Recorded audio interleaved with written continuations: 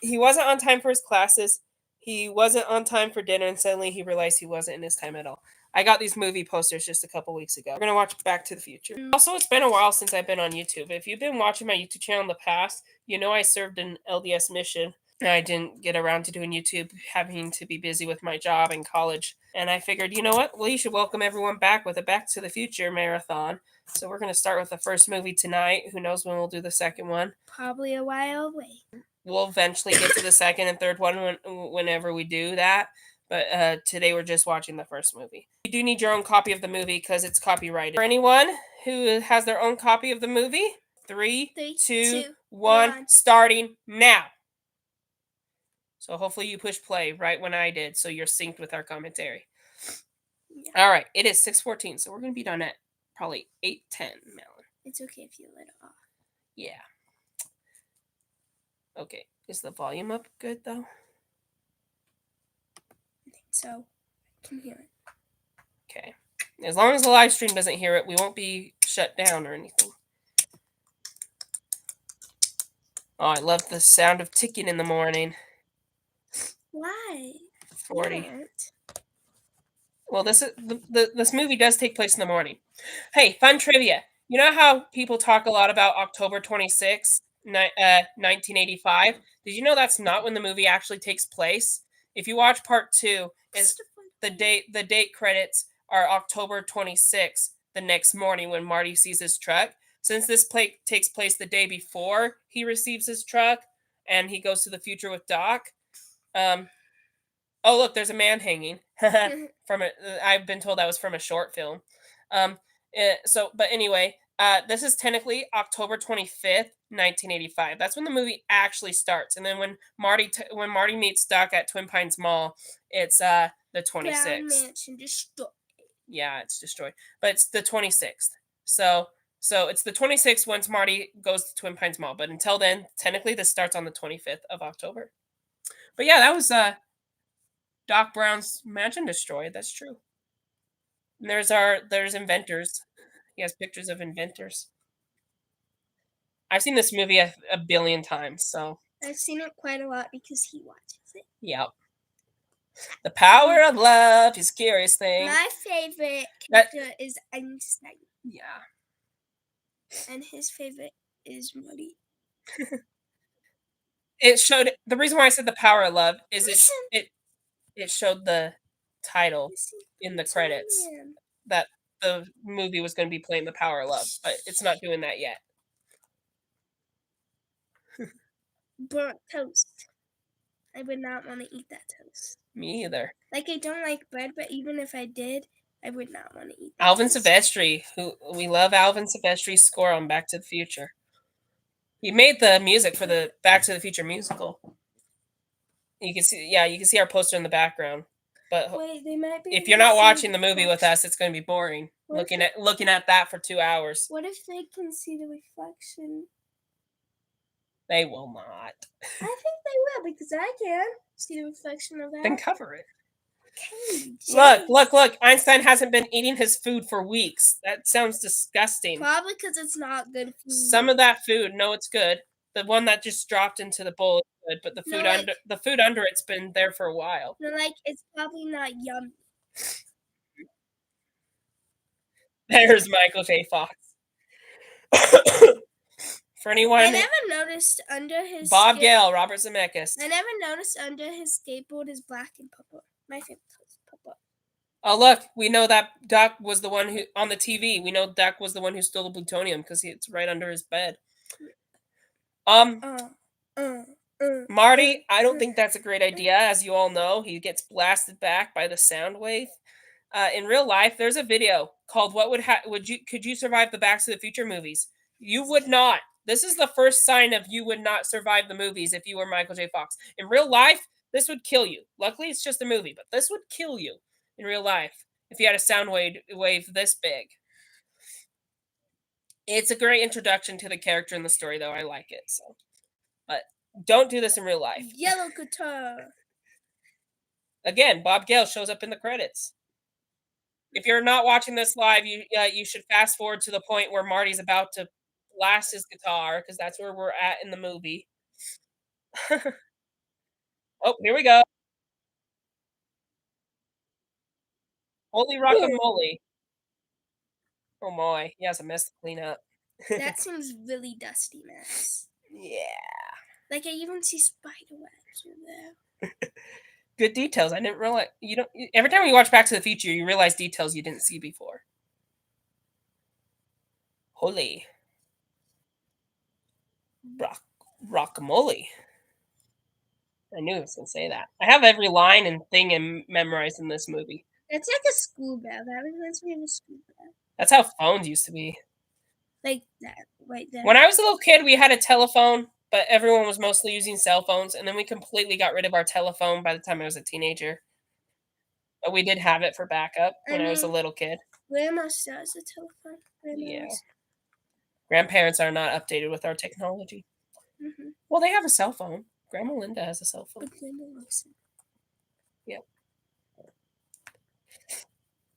try to keep it Back to the Future related. Yeah, that's kind of funny. 1:15. Twin Pines Mom. That's when it will be October 26th. But kind of funny how he says, "You better not hook up to the amplifier." Too late.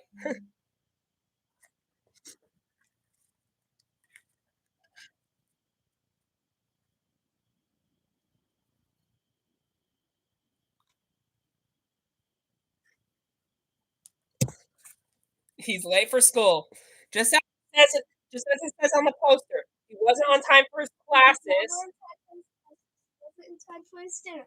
But one day he wasn't in his time at all. Yeah, exactly. He's late to everything. Doc's like shed thing is 1646. Yep. Burger Make one man King, weep, make another man sing. Burger King, Toys R Us. Look in the background. You might see some of your favorite stores. What you feeling? That's the power of love. Don't need money. Don't take fame. Don't need no credit card to run this train. Now you know where we're at. Who's your favorite? Me? Or Modi? We're actually not going to look at the chat because I don't want to look in the middle of the movie. We'll just see everything later when the live stream's over. I wonder how many people watch. There was only one when we got started. Yeah. Oh my goodness! We keep pulling the headphones. Hopefully we don't accidentally unplug it while the movie's playing. Yeah, because then I'd be like, shoot. Principal Strickland. If you didn't know this, Strickland is Marty's and Jennifer's principal. How do I know that if the movie doesn't say so? The musical does, and you can trust the musical. It doesn't ruin the franchise. I seen the musical a couple weeks ago for the first time, actually. I wanted to see it, but it was the last week of school, so I didn't want to miss it. What is this? Laka.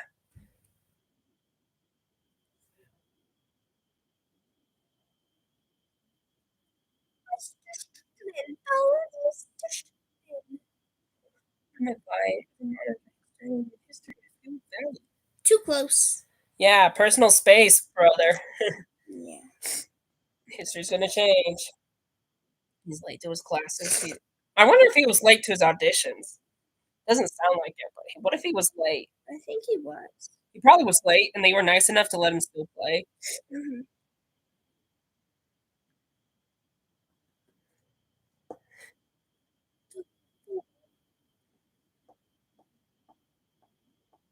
I can look on my phone actually from the chat. I'll turn it all the way down.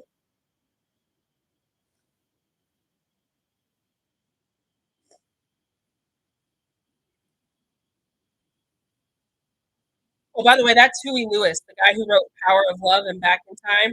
That's Huey Lewis. The one who's saying, I'm afraid you're just too darn loud is Huey Lewis. In the news, he got asked to be put in the movie, so.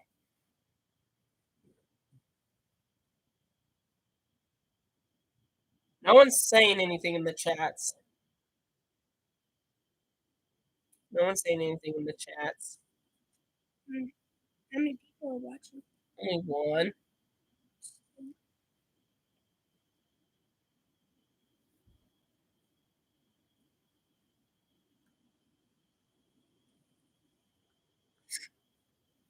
I'm worried that people are gonna walk in.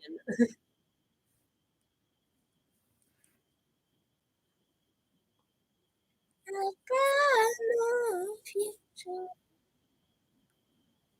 Not that bad.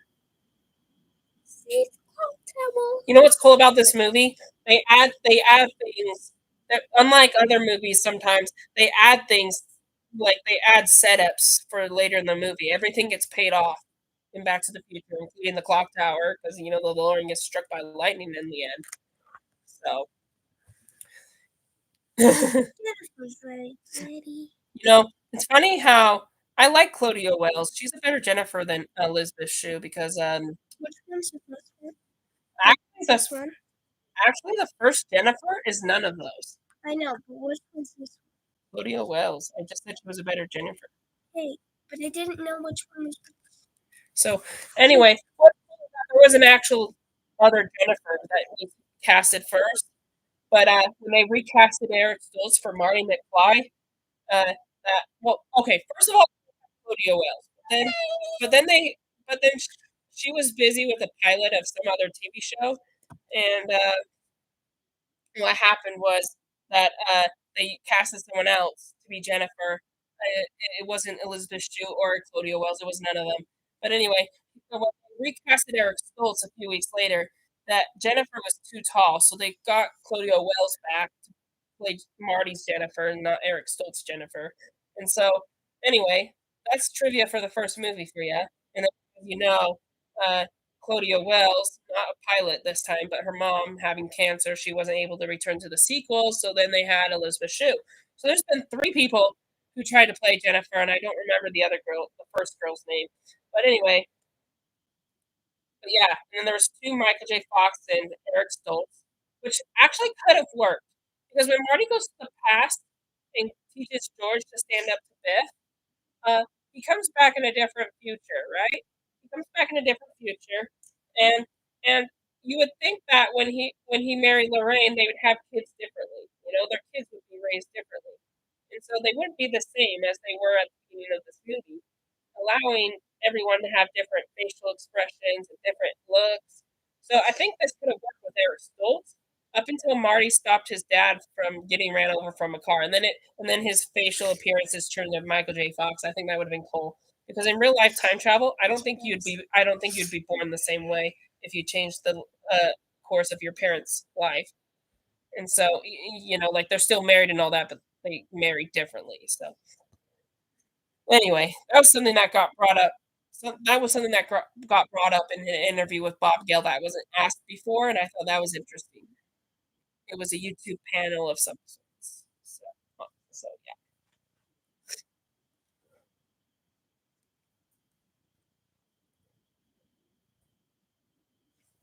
Tom F. Wilson is awesome as Biff, and there's Kristen Glover who was also recast in the sequels. A lot of people cast whether it was the first movie or the sequel. I also heard there was two Doc Browns at one point. You know, one person, I don't know if you watched the audition tapes, and I don't think these are in the bonus features either, but did once hear a rumor that Robert Williams was going to try out for Back to the Future as Doc Brown, but we all know Christopher Lloyd got the part. So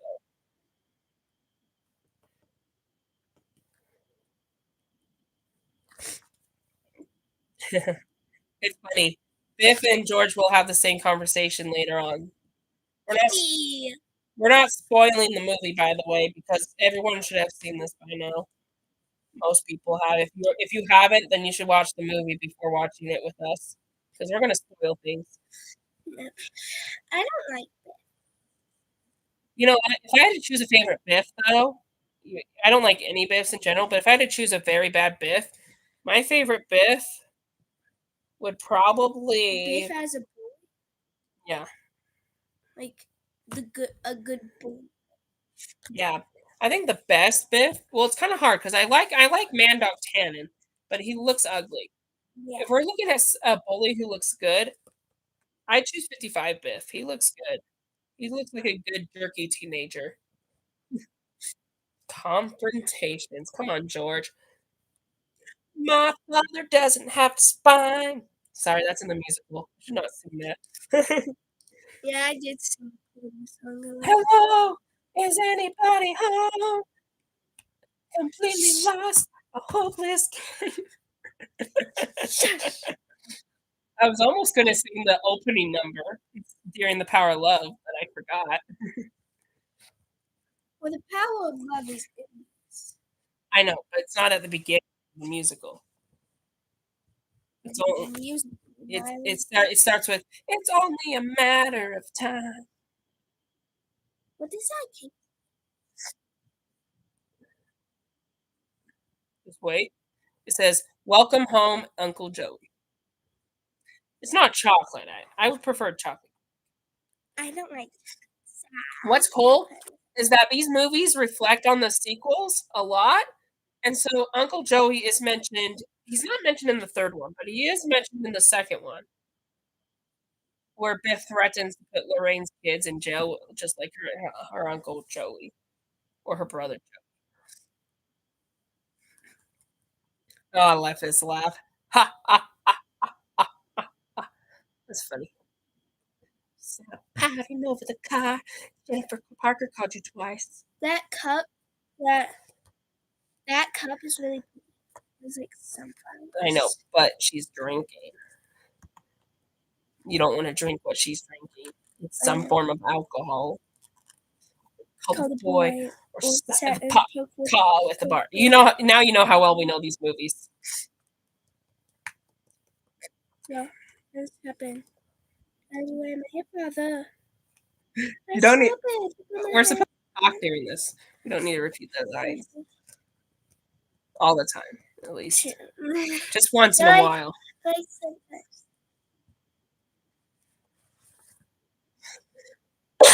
Is there any Back to the Future stories we can share while the movie's playing? No. Well, you want to know how Back to the Future was made? No. You don't? I don't. But maybe that one viewer does. Okay. I'm sure you know this from the commentaries and stuff of Bob Gale and Robert Zemeckis, but in case people are watching this and they don't know a lot of things about Back to the Future, I mean, we could go on days talking about everything. Like I talked about some of the recasting. But how Back to the Future was made was when Bob Gale and Robert Zemeckis, in their early careers, they made 3 movies that bombed in the box office, and they were worried if they made another movie, that they wouldn't work again, right?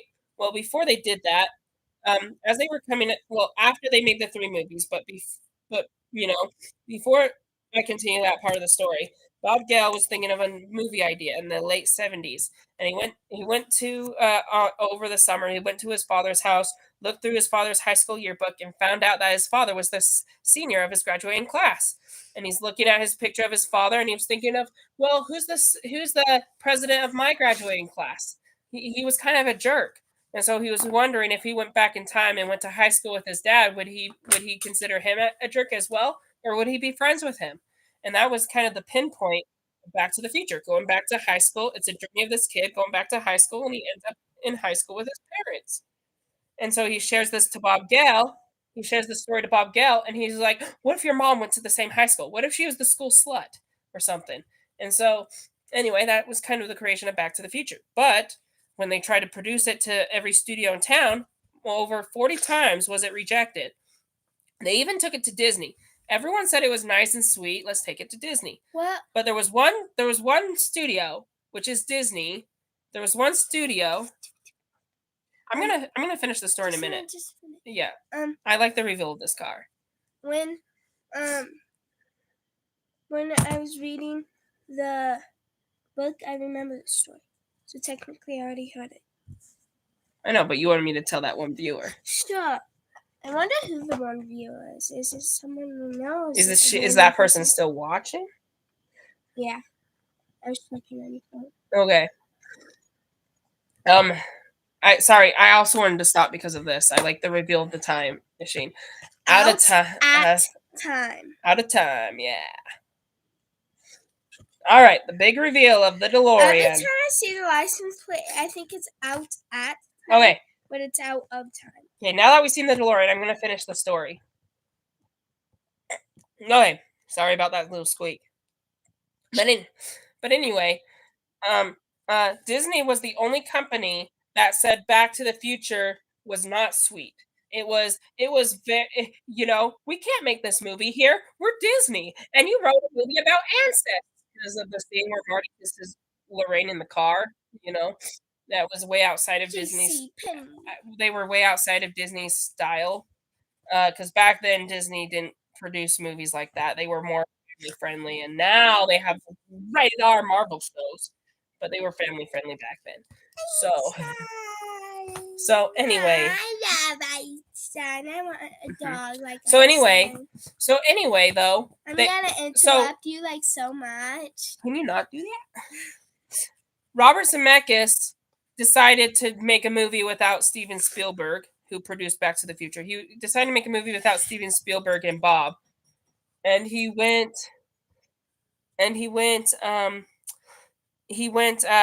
without them. He made a movie called Romance in the Stone, which did good in the movie theater, and so it did good in the box office. So then he came back, did Back to the Future with Steven Spielberg and Bob Gale, and that's how Back to the Future got started. And then I told you about the recasting and stuff. You want to tell them about the recasting? No, you can't. We kind of already talked about it, but basically, in short summary, they had the cast, right? The most important cast thing that I'll just talk about here is, Eric Stoltz. He played Marty for a few weeks, but Michael J. Fox wasn't available because he was in a TV show, and so he was in Family Ties, which I saw a couple episodes of that. That looked like a good '80s show. But anyway, he was doing Family Ties, so he wasn't available. And the mother of the show was also pregnant, so she had to be off a couple episodes. And Michael J. Fox was the main star, so they couldn't let him go. So anyway, they did Eric Stoltz, and then after 6 weeks, it wasn't working out, so they had to fire him. And there was an interview with Christopher Lloyd, who didn't even know who Eric was because he was a method actor and he was used to be calling Marty McFly, and so everyone thought his real name was Marty, and it was a coincidence that was the name of in the movie. So anyway, they didn't know who he was, but they fired him, and everyone was at the point of moving on to their next project. Wait. What were they going to do after Back to the Future? Wait, everybody called him Marty because that's the character he played. So yeah, that's what I said. You acted like everybody called him that before that. No, they called him that. Before that, they called him Marty because he didn't want them to know his real name. But only when he was playing Marty, not like when he was playing Marty, but when he got deposed. Yeah, and then after he was fired, they found out his name was Eric. Oh. Yep. Obviously, that was a good choice to choose Michael J. Fox. So anyway, after they fired him, they were on the point of moving on to their next movie projects, the actors. And they were shocked to realize that, we're not done with Back to the Future. They filmed most of the movie. They're going to start all the way over and bring Michael J. Fox in. Michael J. Fox didn't know about this at first because the director hid it from him. But they reached out to the director of Family Ties again, and they decided to make a deal. And he talked to Michael J. Fox, and they had him originally, but then we didn't want to tell you about it because of your commitment to Family Ties. But now, after 6 weeks, with the mother coming back from her pregnancy and stuff, they didn't like what they had, and would you be interested in doing it now? And Michael J. Fox said yes, as long as he did the show in the daytime and movie at night. And sometimes the daytime. That's why most of this movie was filmed at night.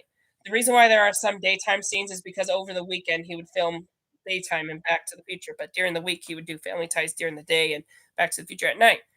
So he had a busy schedule and he only had 3 hours of sleep. And so that pretty much wraps up the story. There was a lot of other conflicts that arose, but by the time it came out in theaters, it did become a blockbuster, and the studio then forced Dr. E found it. Then the studio forced them to make a sequel. So we'll get to the sequel story when we react to the sequel, though. So sorry, that was a long story. A lot has happened since I explained that. Doc Brown just tested his DeLorean out with Einstein, and so you're telling me about the time machine out of a DeLorean? It went 88 miles per hour.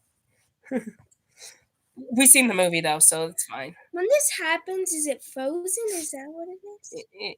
It's cold, yeah, it's frozen. Why? People watching the movie I don't know. People watching the movie for the first time thought that Einstein was hurt, and Yeah, well, obviously he's fine. So Ye-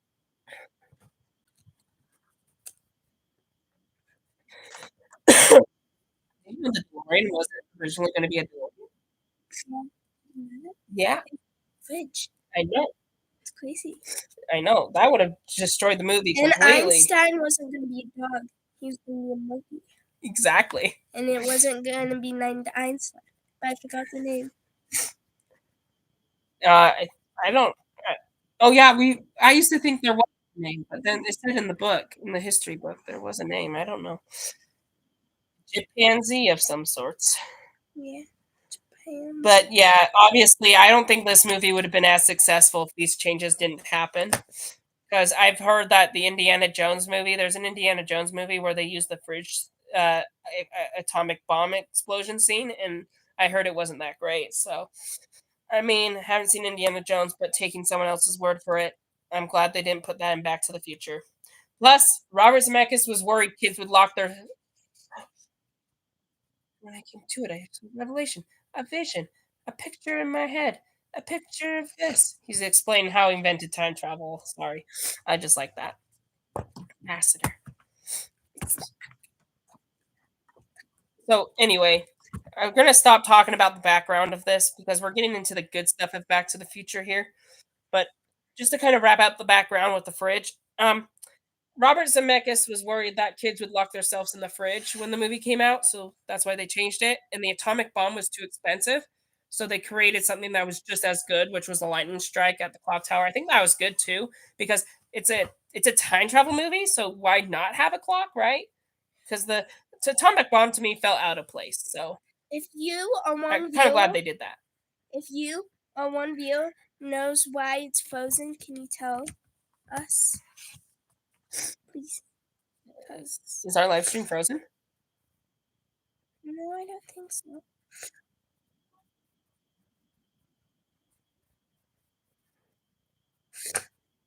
We're just sitting there. No, look at the camera. See? Yeah, I'm looking. Look. I know it's just a little behind. That's fine. I know. So it's still going. Yeah. Anyway, so yeah, there's a lot of stories behind Back to the Future, and I'm not going to spend the whole movie talking about every single thing that I know. But if you want to find out, get your own copy of the Blu-ray or DVD, and there's a lot of bonus features. They're also free on YouTube. You can look it up. Interviews with Bob Gill and Robert Zemeckis. They'll tell you. I don't want my voice to get tired during this live stream. Anyway, it's funny. Yeah, this was all farmland in the past. Christopher Lloyd and Michael J. Fox do a good job.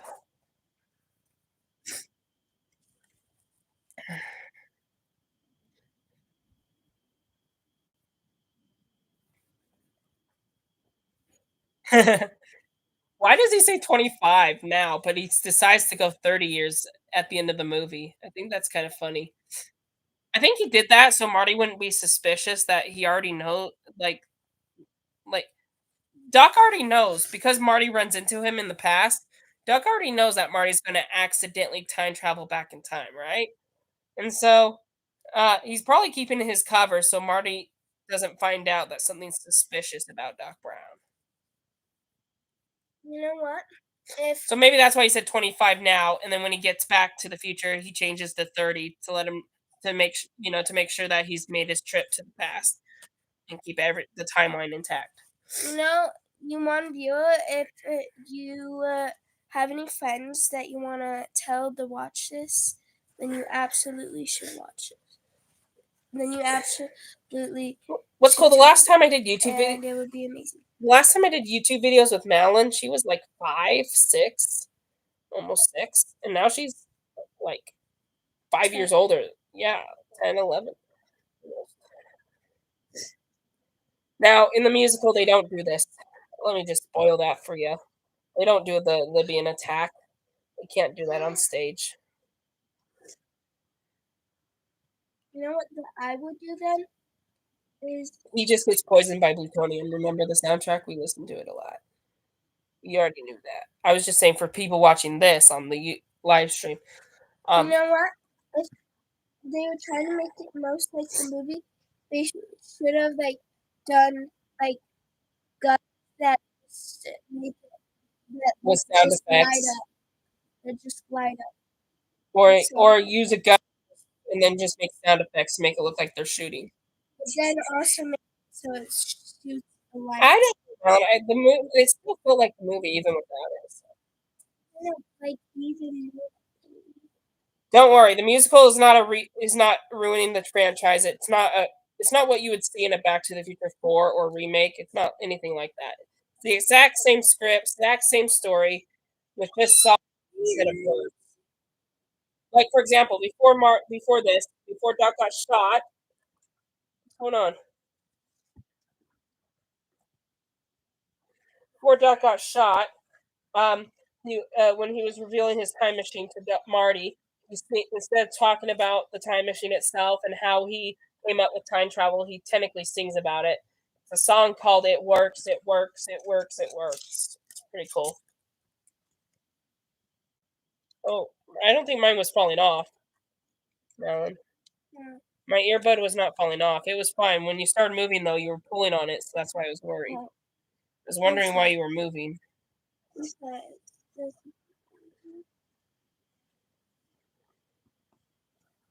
Yeah, don't move too much because the cord is short. It's not that short. Don't unplug it. It's not gonna unplug. Now. Oh no, they got a rock, Marty. Yeah, Marty, hurry up. They got a rocket. Get up to 88. I'll get an ambulance. I'll get a hospital. I'll drive like the wind. Don't drive 88. Don't drive 88. Doc says when he's dying. Don't drive 88. Woo, chocolate. I'm gonna have some snacks. I hope you brought yours. He just crashed into a barn right now. It's fine. Wait, you said there's 48 in here? One. There's 4 now. There's 4 in this one. There's 4 pieces. And the other one, what did the other one say? It said 25. Of like the small ones or just so one? Like it's one big bow with 25 little squares. There's 4 These squares. little squares, not the rectangle version, right? Yeah. Okay. Where's my treat though? It's okay. No, you got your treat because I texted Mom to get me my treat because I'm hungry. And then I don't even get it. And now I have to watch you eat. So do these people. I know, but like they have a snack. And I can't just go leave and get up and go get it. I guess you could. You'll miss part of the movie, but.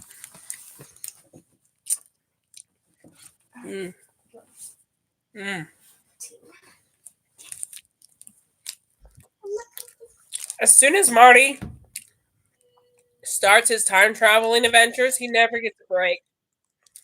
Libyans were just shooting him. Then, as soon as he gets to the past, he got farmers shooting him. Another way you would die. I don't think every single bullet that just got shot towards Marty would miss. In reality, of course, this is just a movie. One pine tree fell over. If you pay attention, Peabody's mailbox as well. If you pay attention, it changes from Twin Pines to Lone Pines Mall because of this. We knocked one over.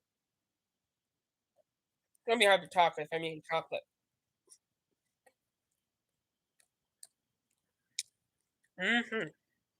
It's not a dream at all.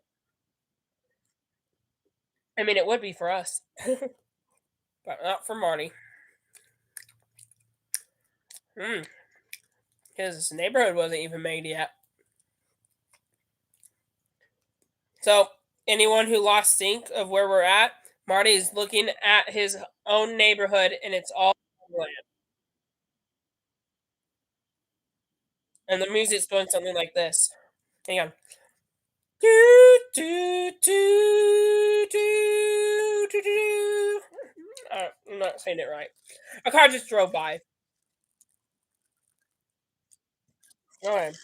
Marty's going back into to see what year it is, and his DeLorean is not working. Is what we're at now. Oh, great. Yeah. Marty just never catches a break. Except maybe now it's a little more relaxed because people just barely stop shooting him. People think he's an alien. Those farm people. You're empty. You're stuck. You gotta find plutonium.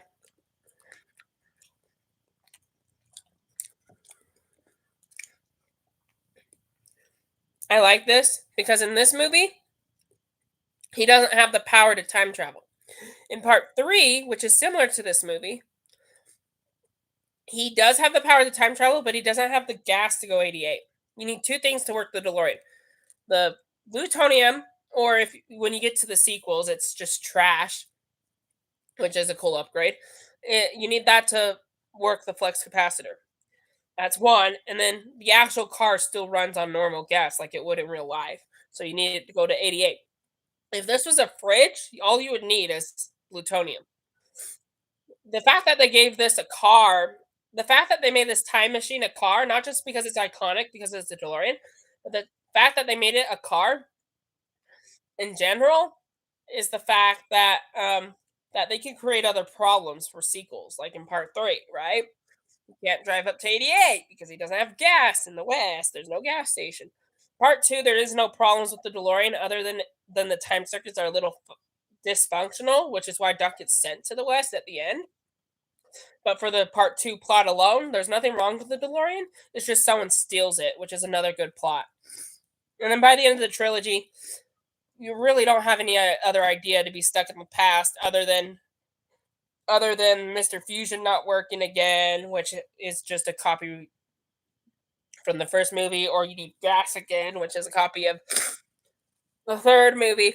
If you try to create new plot ideas, there's really no other idea that you can cause problems to the time machine other than those two main ones, or someone stealing it.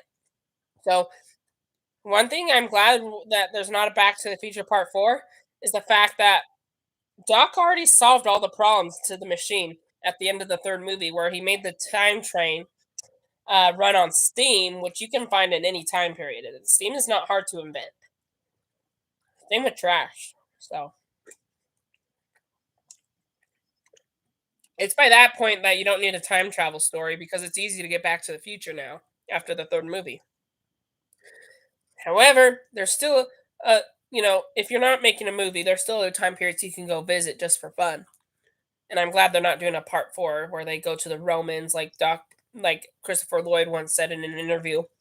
If they made a part 4, they would go to the Roman era. But anyway, ancient Rome. But I'm glad they're not doing that. This is a perfect trilogy. Mm.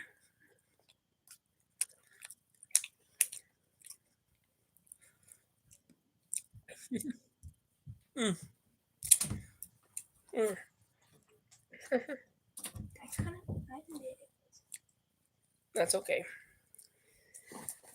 And then I finally found it. Um, Doesn't seem like it's still going because I can't even hear it. wait, what? Where's my phone? Oh, I stole your phone. Silly. Too bad. What? Sorry, I got a text message saying too bad from somebody.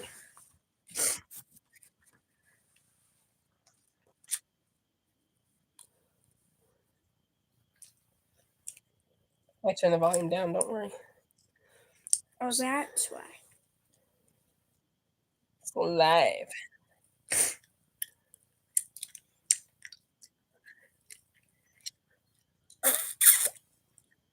How long until that kiss? Oh, see, it's not that far behind. Only one person's watching. Still? Yep. Maybe that wasn't a good thumbnail. I don't know. I'm not feeling comfortable all of a sudden. Did we have a higher pillow? Wait, hold this on that. Okay. Okay. Move your well.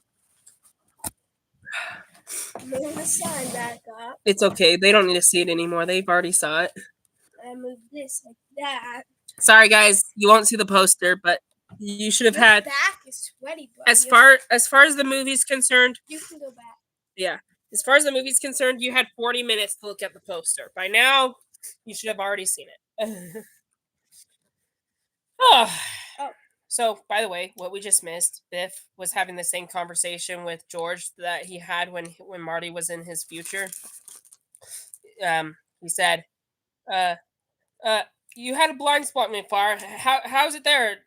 Didn't you see that wreck out there? Now, Biff, there wasn't any blind spots before when I went driving. Hi, son. Are you blind, McFly? Hello, anybody home? Think, McFly, think. I need to have time to get a recopy. You know, what would happen if I turned in my reports in your handwriting? It's the same conversation.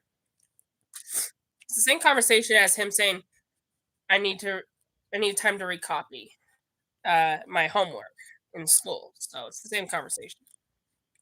Sorry, I want to hear this. He's gonna be mayor. Goldie Wilson, the mayor. There's a song about it too in the musical. Gotta start somewhere. Gotta start somewhere. Gotta go and hope we're never gonna get there. Let's get moving. Goldie Wilson. What are you looking for? Mm-hmm. Pick yourself up off the floor. If you don't respect yourself, you won't get it from no one else. Obviously, because this is not the musical, the scene goes by fast. And if you were watching the musical right now, we'd still be singing about Mayor Goldie Wilson. But this is the movie, so we're jumping to the next scene. How long is the musical? 2 hours and 40 minutes. Can't believe we're 45 minutes into this movie. Well, 41, I guess. About 40 minutes. Yeah, that's crazy. Time flies. That's 1/3 of the movie. Oh my goodness. He's a peeping Tom, spying on woman, getting dressed. George, wow. I'd root for you, but up until this point, you are just... Yeah. Until you see this part, you think George is... You have some empathy towards George. He's a good person. He just has a hard time standing up to his bullies. But after seeing this, it's hard to root for him. Because he makes bad choices, too. Not as bad as Biff, but... He changed the past, Marty. Now you're going to fade from existence.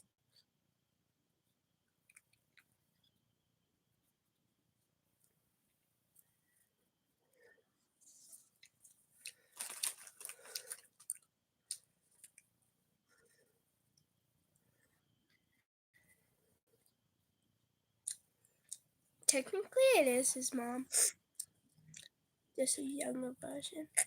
Yeah.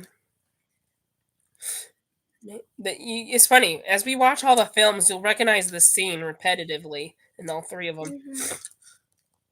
Except the third one, it's not his mom, it's his great-great-grandmother. 1955. In the second one, she says 27th floor, and then in the third one, she says McFly Farm. This one's the only one related to actual time travel.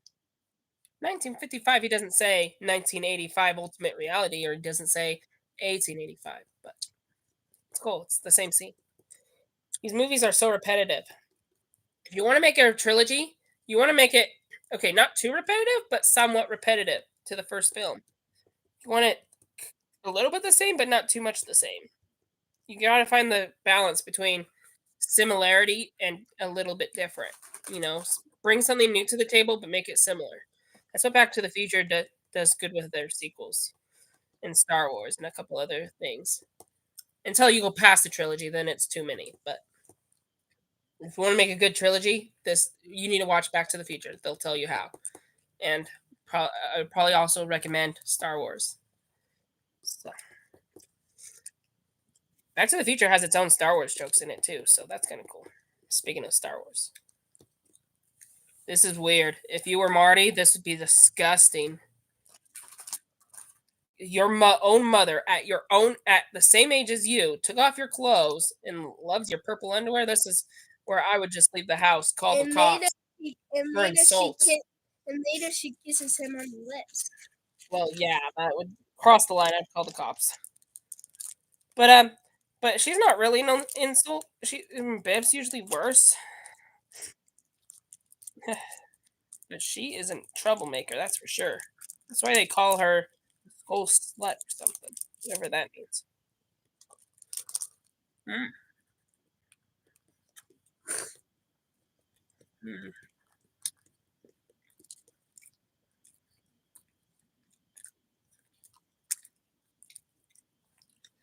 It's funny. I've heard these kids have been in other shows before back in the 80s, but haven't seen them except in Back to the Future. See how I told you how everything gets paid off? Malin was talking about Uncle Joey back at the dinner table in Marty's house, and this gets paid off here. You know, since he goes to jail a lot, he loves being behind bars, and you can tell from since he was a baby, he doesn't want to leave his crib.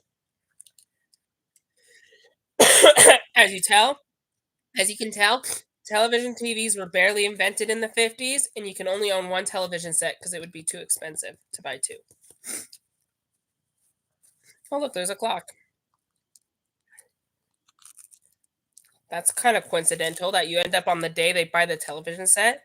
What if it would have been a couple weeks earlier? Then he wouldn't have a television to sit by. Nobody has. Two. I said that earlier. Two television sets. It's starting to get hot on this bed. This one's classic. It's where Ralph dresses up as a man from space.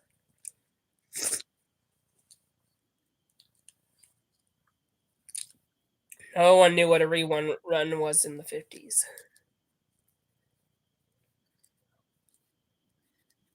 This is so weird. I would have already left the house by now. You almost got in trouble, Marty.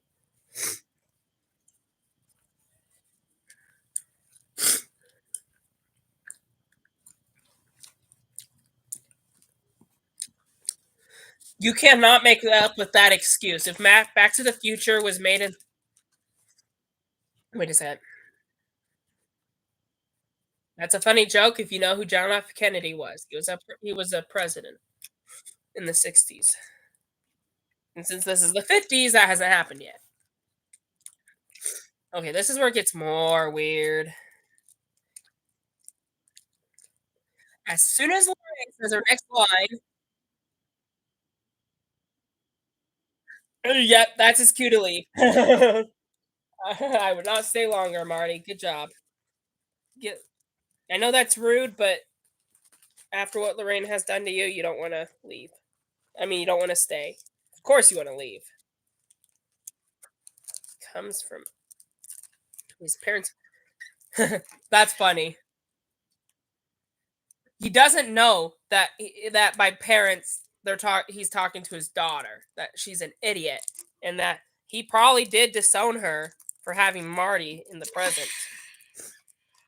It's kind of sad actually, but funny for comedy. This is more. So what was I saying before? Because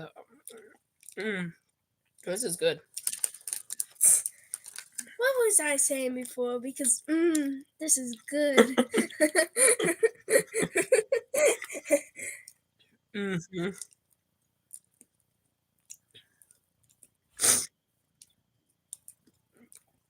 Mm.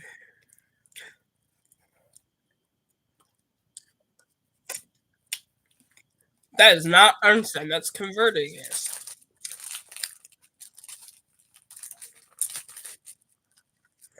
That reminds me when Doc put the thing on Marty's head.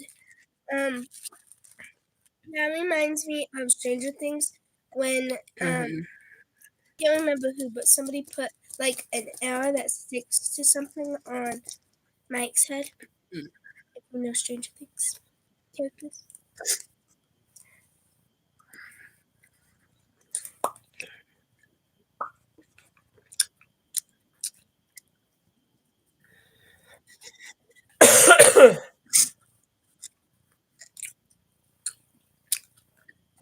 Oh, I know what I was saying. If this was made in the modern days, um, for Marty to call his parent, for Marty to make the excuse that his parents are not home, the grandparents would be easy enough to just call their cell phone and say that Marty's all right. So Marty wouldn't get away with that lie that they're not home yet. If it was modern day, if this movie was being made today. But since people didn't have cell phones back then, I saw how he could get away with it. But well, to be fair, this is the 50s. So if it was made today, he would try and travel back to the 90s. But I think there were some cell phones that existed back then. But then again, he could get away with saying they didn't have cell phones yet. Because most people bought them in the 2000s. But still, we're at the point where you can't make that excuse anymore to call parents. You can't call parents because they're not home. That's not an excuse. You're just trying to get away from getting in trouble. Ronald Reagan was an actor in the 50s. So little did he know that he would be running for president of the United States. I'd like to see Michael J. Fox run for president, just like Ronald Reagan. I'm kidding. I don't think he can with his Parkinson's disease, but he's explaining the story that he shared of how he invented time travel. That's when he came up with the idea of the flux capacitor, which is what makes time travel possible. That's what gets Doc's attention, of course. I didn't know if you realized, but when Marty was trying to show the picture of his siblings to Doc, Yeah. do you know why he didn't believe him? Why? Because did you know Dave's hair was disappearing? Did you look at the photo that Dave's hair was disappearing? I didn't notice Dave's hair. I didn't notice it until the last time I watched Back to the Future before this. I was like, oh, no wonder he doesn't believe Marty because it looks so photoshopped. But really, it's disappearing because he prevented his parents from falling in love. No, for a second, 0 people were watching. What? For a second, 0 people watching, and now 1 person's watching. Oh, wow. I guess we're not entertaining, are we? Surely you can watch the movie with our commentary in the background. I'm gonna do that because I need another snack because I'm hungry, but pickles are too sweet. Maybe they want to watch this movie without talking. No, I don't think so. Because they keep doing it.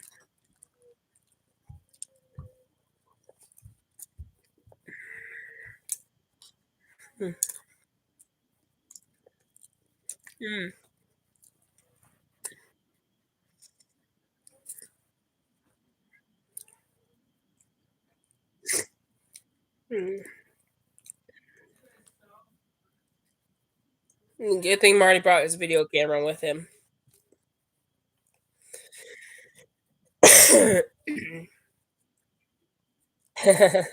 That's funny. Ronald Reagan did get a good laugh, by the way, when he watched this movie. And he quoted it in his American report address, saying, as the film says in Back to the Future, roads where we're going, we don't need roads in America. So this movie is not just a movie, it's part of pop culture and America history. And no one knows what a gigawatt is. We all know it's plutonium of some sorts. No, this reminds me.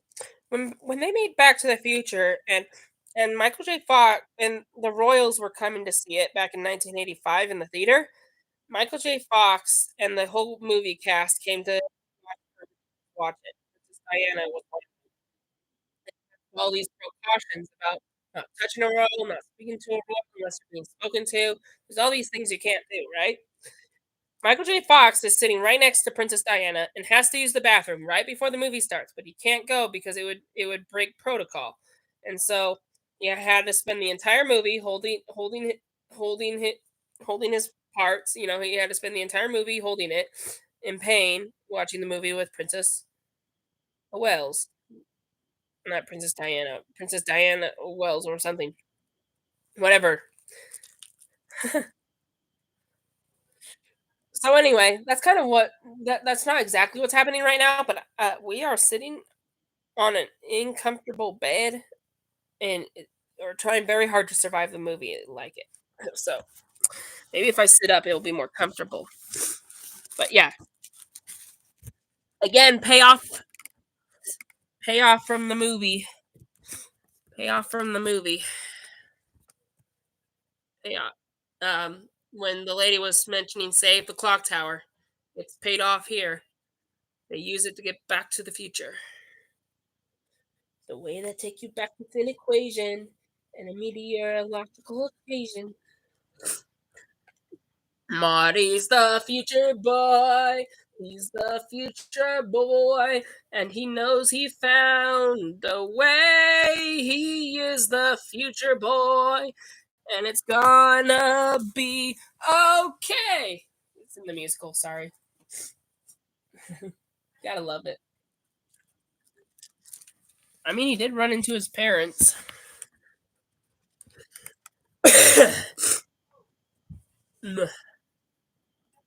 His brother's disappearing.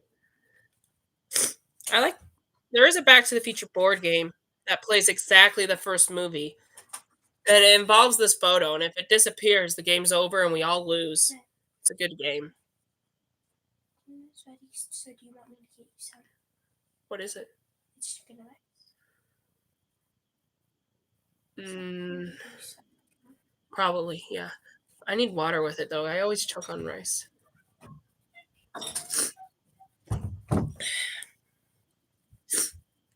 Yeah. Sorry, it's dinner time, guys.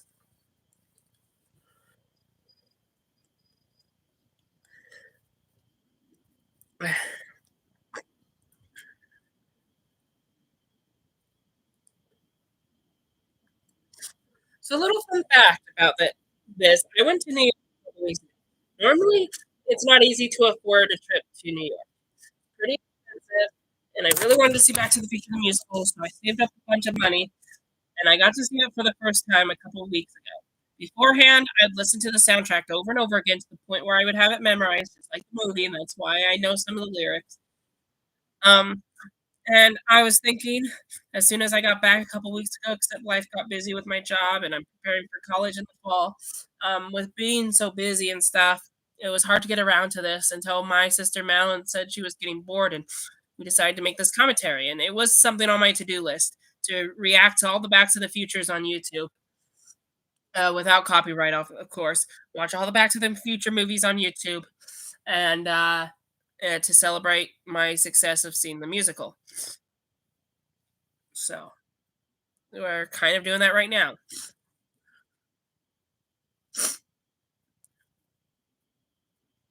Except I didn't give any warning that we were going to do a live stream because I was originally not planning to do it till July 3rd, which is the anniversary of when the movie came out.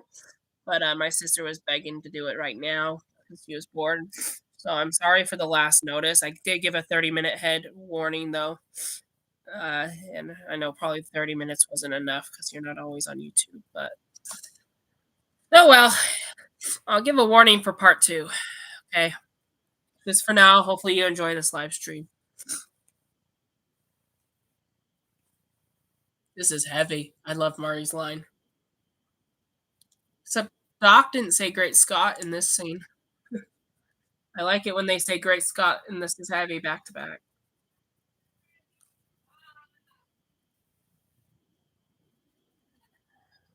Quiet. I wonder what we look like on the screen. I know we're probably not showing ourselves pretty good.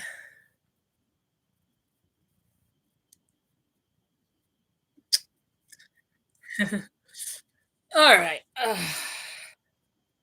Okay. I'm looking at our own live stream. It looks fine for now. I know it's not something pretty to look at, but you're supposed to be watching the movie instead of watching me. So, wow, how long have we been on? For over an hour. That's crazy. I'm seeing nothing in the chat.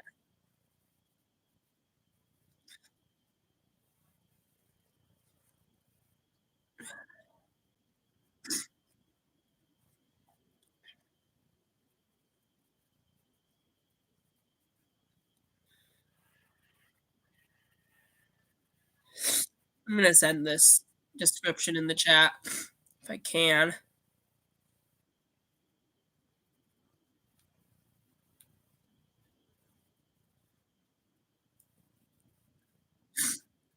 Okay, I can't figure it out. That's fine.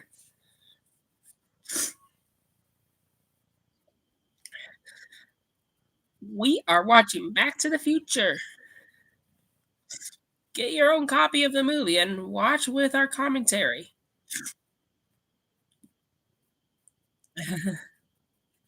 Have any questions about how I got into Back to the Future and stuff, please send them in the comments. Maybe I should just tell it. Since there's no one live right now.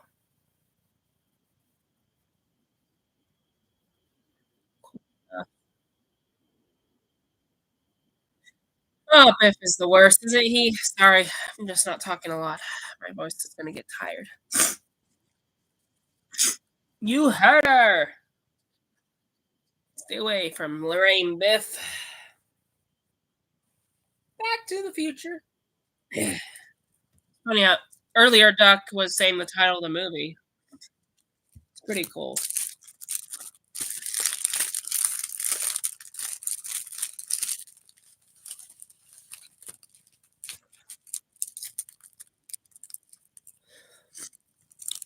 So, why don't you make like a tree and get...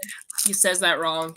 If you want to know what the real saying is, it's make like a tree and leave, not make like a tree and get out of here. What do you want on it? Just chicken. Like, do you want cheese? No.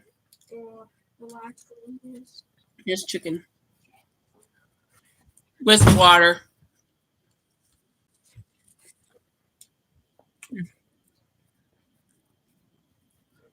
Back then, you couldn't record shows. You had to watch them live.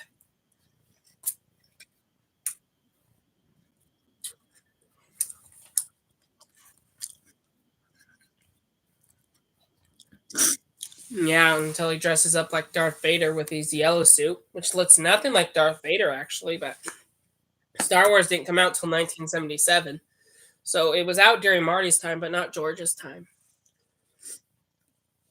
There is a deleted extension scene of this where he plays Darth Vader and they have a longer conversation, but it was cut short.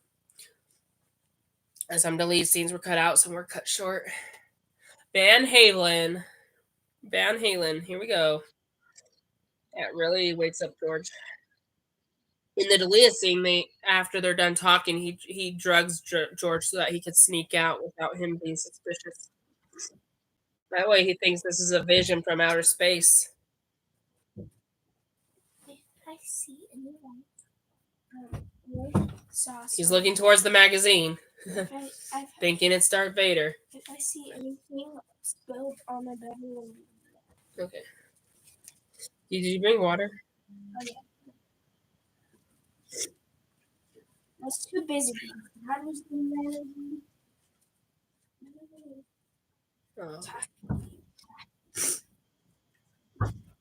Funny how he also quoted Trek from the planet Falcon. That's two different franchises. George, you better keep that to yourself. People are going to think you crazy. Yeah. As I was saying, it would melt your brain. Melon, we need the charge cord ASAP. Where's the charge cord? Our laptop's going to die. Where's the charge cord? We need it. We need it. Oh, it's right here. We need to plug it in. My laptop's going to die on us. Okay. I don't know if Melon has a plug in her room, but since she's not here to accommodate.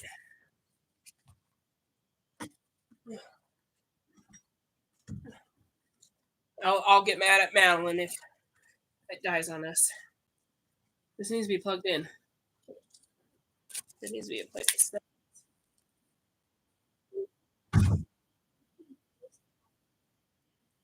Wait, hold on. We plug it in. That's more important. It's gonna die. It's gonna die like any second. It's stuck. Is it in? Yeah. Okay, let me see. Yep, it's charging. Good. Phew. It would be a bummer if it died on us. That would be a real bummer. Oh, I'm still on the live stream? Guys. I guess that's fine. I'm watching the live stream on my phone just to look at ourselves. So that we can watch the movie and then see how we look. Here's my thing. Okay, we're gonna. Yeah, there you go. Mm-hmm.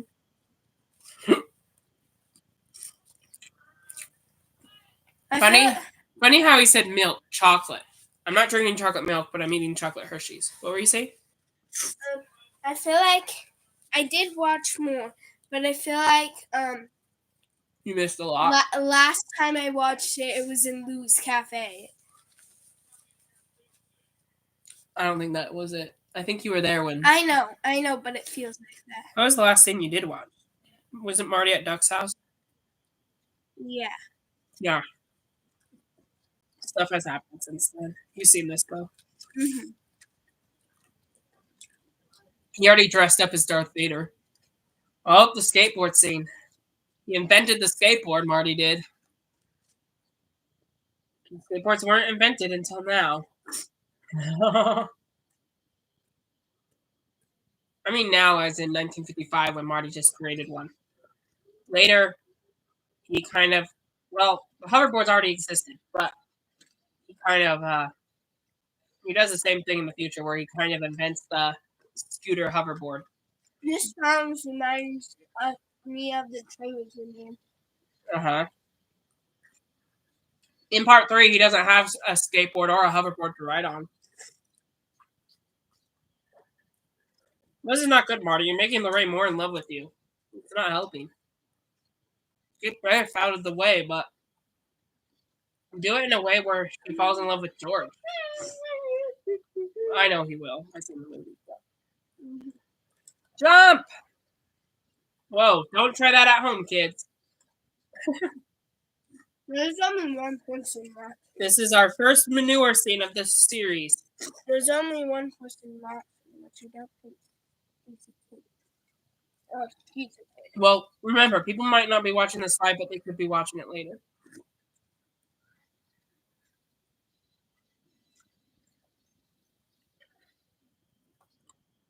Oh boy, what a smash. Nobody's watching it. It's fine, they'll watch it later. Yeah. That's why I'm still saying this stuff as if people are watching. Mayor Goldie Wilson has even seen this. Mayor Huey. Goldie Wilson. Oh yeah, you were there for that. Mm-hmm. That kid is thinking he's awesome. For like, he was mad that he was stealing his toy at first, but then he was awesome for what he did. Awesome. There's Louie. What do you mean, Louie? Louie, the guy who owns the diner. Right there. By Lorraine. Okay, for anyone who might be out of sync, we are at the scene where Marty just walked in Duck's garage, and Duck is replaying his death scene. It's kind of emotional. You know, this movie, it is full of comedy, but it has its emotional moments as well. It's pretty cool. You really feel for these characters and hope they find a way out of their problems.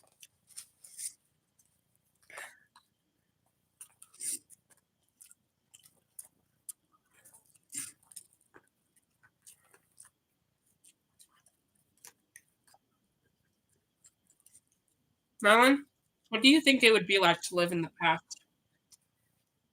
Weird. Because like I'm so used to living now in the present, that would be weird. Would it be hard at all? Yeah. You would have nowhere to live. Mm-hmm. And no one's going to believe you're from the future because time travel.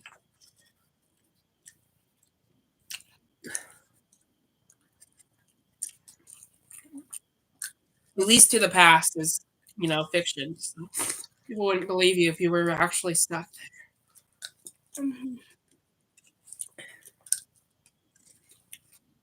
Just that nobody believed you and stuck with them. Yeah. Interesting enough, Eric Stoltz, who didn't really have a much comedy joke to his character, which is why he didn't fit perfectly for this movie because he was taking it too seriously. He was mentioning how sad it was that he was stuck in a time period that he wasn't born in, and then that when he goes back to the future, his whole family is different. I can kind of get where that's coming from, but like I also understand Marty. He's happy that his parents are more wealthy and that they have a truck. But yeah, and then again, Kristen Glover. The reason why he's not in the sequels is partly is because of the ending of the first movie. The reward isn't rich in fame, of course not. Even in the Power of Love song, it says, "Don't need no credit card, don't need money, don't need fame, don't need credit card." Right? This movie is not meant to say that money equals happiness. And I think George got confused, the actor Kristen Glover. But I do understand like how that could be confusing, but like I don't see it as that. I can see the message coming across where yes, Marty does get everything he wants, but it's not the reward. The reward is life and love and family. So I mean, I think that's a good ending, at least to me. I don't know what Kristen Glover was complaining about, but the message comes across clear to me. He also wanted more money than Michael J. Fox, since this movie is really not about Michael J. Fox. It's really about Kristen Glover's character. I mean, Doc Brown and Marty McFly are the main characters here, but they don't have a character arc until the sequels. So it really is George and Lorraine that are the main characters of the story. So, I mean, it's understandable where that came from, but there was no need to do like a lawsuit or going against being in the sequels. But I love Back to the Future the way it is, so congrats on that. Kristen Glover's the only one that I see that has problems with it. This is a perfect trilogy. This is a mirror scene that we'll see in part 3 where Duck's in love with Claire, and as you know in part 1, it's Marty and Lorraine. This really does duplicate itself throughout the trilogy. You mean no one's asked you? Lorraine wants Marty to ask her out to the dance.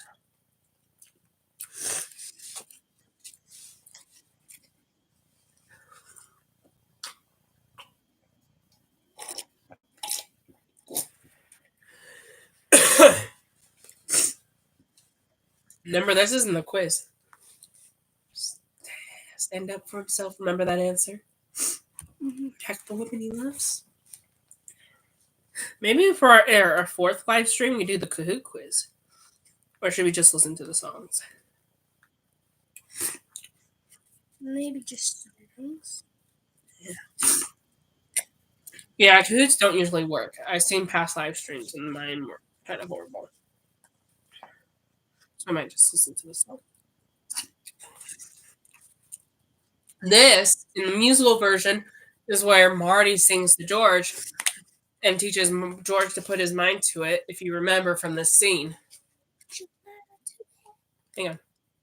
He just said dad, dad, daddy-o. He almost got carried away.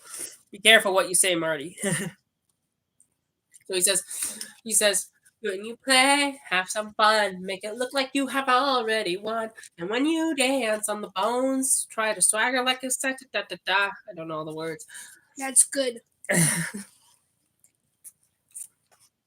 Put your mind to it. Don't be blind to it. You can fight to it. Just put your mind to it. It's just an act. It's funny how Marty has to do this in the most inappropriate way imaginable.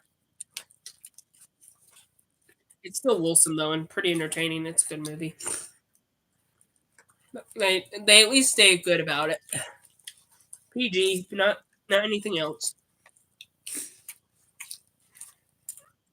Though movies have updated over the years. If this movie was made today, it would probably be PG-13 because of the language, but it is still a good family movie.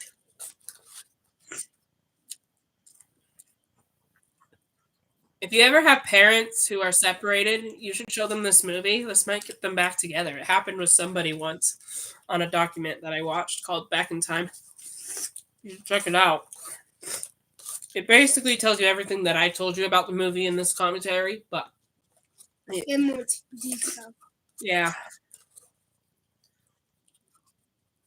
Well, that's another way you can find out about all things Back to the Future. Just watch that and interviews with Bob Gale.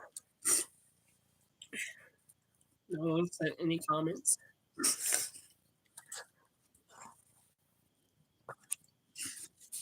All right, all done.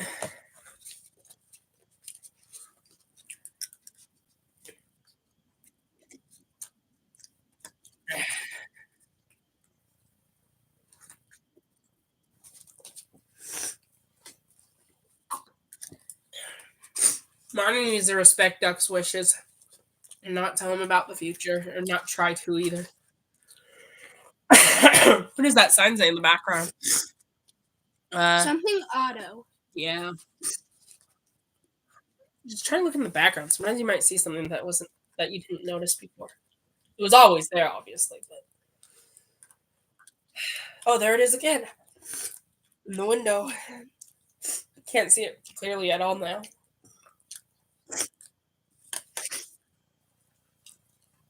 In the musical, it's you'll get poisoned by plutonium radiation poisoning. Oh shoot. Don't open till 1985. That's one way you can tell them. Just write a letter for them to read in the future. It's one way to send messages through time. There is a deleted scene here where Doc does actually show his license to the police officer, and then walks over to Marty, who's about to go pick up his mother. And Marty says, "What if I go back to the future and I end up being gay?" Because back then, gay just meant you were happy. So it didn't mean sorry, I have an itch. It didn't. Never meant that. It didn't. It didn't mean that back then. And so Derek says, "Why shouldn't you be happy?" And then Marty goes to pick up his mom. His name Jam Under the Sea Dance. It never meant that back Yeah, it meant you were happy then. in 1955. Yeah. You want to see the deleted scene?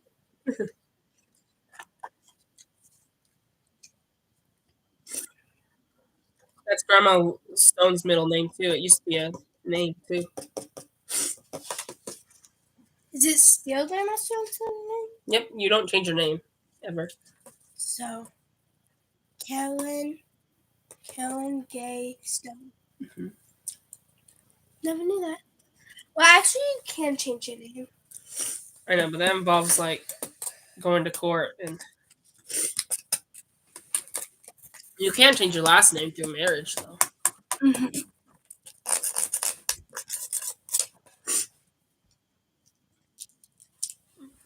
This is the most awkward scene of the entire series. And we get to see it again in part 2 because they go back into the first movie. No movie usually does that. And frankly, it's the only way you could do that is time travel. Or if you're like Lion King, there is a movie called Lion King 1.5 where they just tell the story from a different point of view. So the only way you could go back into the first movie is if you retell it, but from a different perspective, or if you time travel and see it from a different perspective. The characters time travel, forcing the narrative to replay the story. Ah, that's awkward. Yeah, you lied. You lied to your children. You said you never parked the car, you never went out with a boy, you never drank or smoked when you were a kid. You lied. You lied, Lorraine. And while you're lying, there's another Marty sneaking in the background because, again, we've seen these movies. The second movie, it's cool when you rewatch the first movie and you try to see if you can find the other Marty from the second movie. Obviously, you can't because when they made this movie, they didn't know they were going to do a sequel. So you don't see him, but he is kind of behind Marty's door right now. There's Lorraine's dress. She needs to be a little more modest.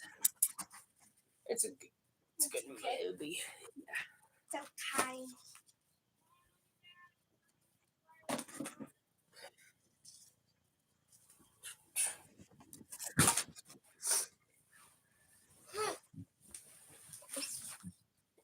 Oh my, here's the awkward kiss.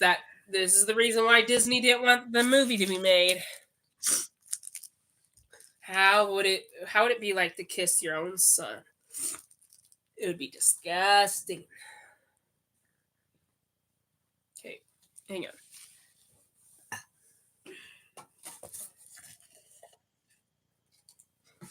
I'm gonna stretch out my legs so we can bring that closer. My brother. Yeah, it feels like you're kissing your son, actually. Same thing. Ancest. Yep.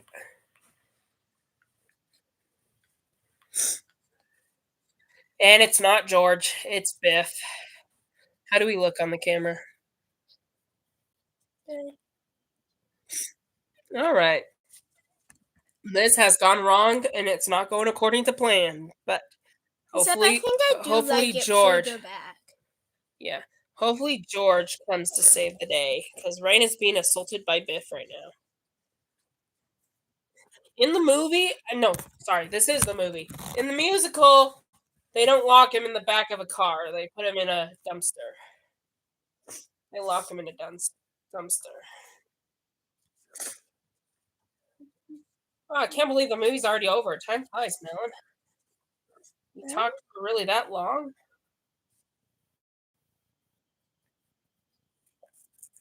Who are you calling Spook, Peckerwood?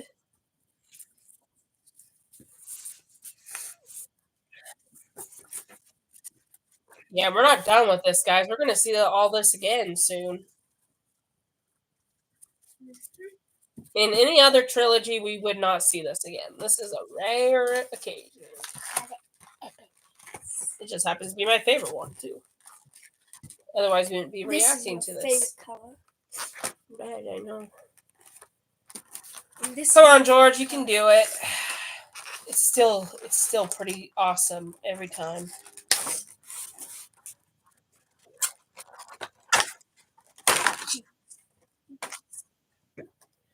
It is not Marty. It is Biff.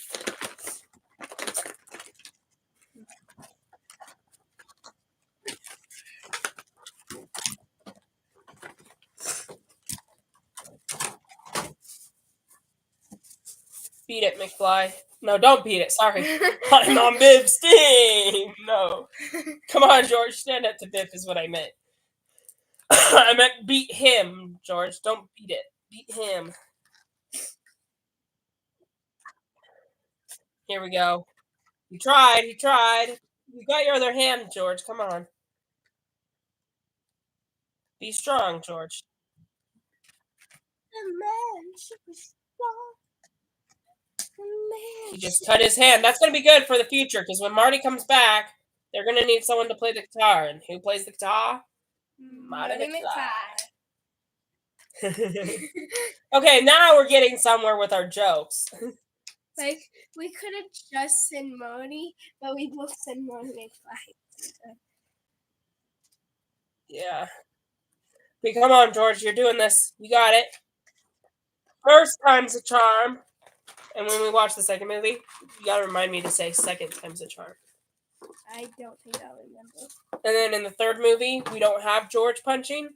And so we'll just do it when Marty punches Man Dog Tannen. And we'll say third time's a charm. Third time's a charm. And that's the actual joke. Third time's a charm. That's common. No fourth movie. They actually joke about that in the musical. They actually aren't going to make a fourth movie. Yeah. But George McFly, and Malin doesn't know this, but you know how at the end of the movie, George becomes a famous author and he writes Tales from Space? In the musical, he writes Back to the Future Part 4, and then he tells the audience, hopefully this never gets made into a movie or anything like that. Ha ha ha. It's just a joke. There's not really a novel of Part 4.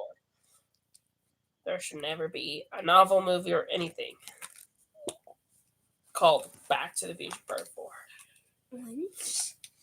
But there can be an animated series just called Back to the Future, and a ride, and a video game, and my favorite musical, which is more of a remake, but it's not a remake. It's the movie with songs, which makes it a musical. Oh yeah. Can't kiss, they can't kiss, they can't fall love, and I'm history. That's where we're at. Who can play the guitar? Marty McFly. This is the songs from the movie.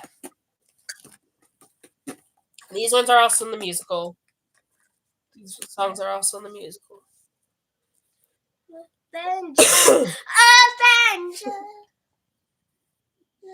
This is a good story to watch on a date with someone. So if you are looking for a movie date, I would not recommend watching a movie because you can't you know it's you want to get to know the person you're dating. Like, I feel like you could go out to eat. Yeah. And then maybe go on the movie. Yeah. But if you have gone on a date with this individual several times and you're looking for a movie date, Back to the Future is a good one. Especially if you're in a serious relationship. If you're not, maybe not as well. Come on, George. You stood up to Biff. You could stand up to this guy. Come on, George. It'll be sad we don't see him in the sequels very much, but now Marty's disappearing. This is like the game, the board game I was talking about earlier that we play that makes it feel like the movie. We're all gonna lose. We're all gonna lose. The picture's fading. Punch it. Yeah. Now you gotta do that kiss. Otherwise, Marty can't exist. Gotta do that kiss. I got a stuffy nose, guys. I'm sorry. Yeah, I kind of do too. Well, I don't kind of do. I do. Okay. Sorry, it's just that's why I was trying to fix it. It's a little behind. I think it's gonna fix itself. It looks like they're back. Yes, everything's back. You got your parents together. Now you gotta go get Back to the Future. There we go. Yeah, that feels better. I can see your groaning. It's. You should try to fix it. I did. There's things behind. No, I can still see it. See, that's better. Okay.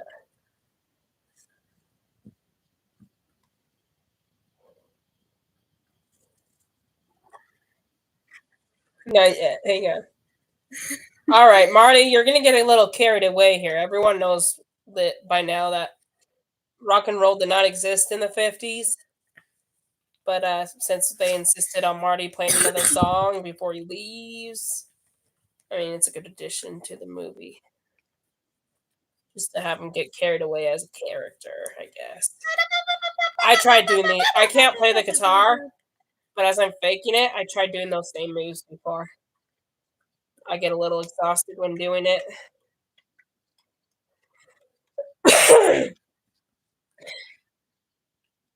Wait.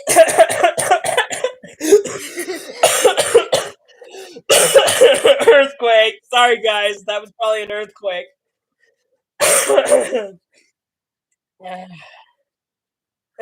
Look. Our live stream's getting a little earthquake.